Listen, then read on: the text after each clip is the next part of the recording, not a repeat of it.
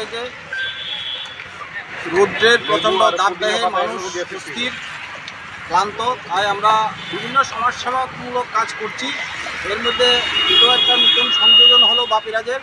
আমাদের শ্রদ্ধেয় মালিক শ্রী নিরঞ্জনদের পারমিশনে আমরা মানুষ এই রৌদ্রের মধ্যে যাতে একটু তৃষ্ণা নিবারণ করতে পারে, তার জন্য আমরা বাপিরাজের পক্ষ থেকে এই উদ্যোগ নিয়েছি।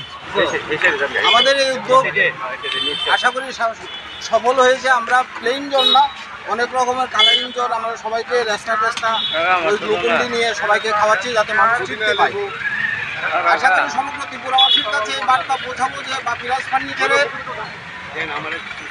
যিনি মালিক, আমাদের যিনি কর্ণধার শ্রী নিরঞ্জন দে, ওনার উদ্যোগ সবসময় সমাজ কল্যাণমূলক উদ্যোগ।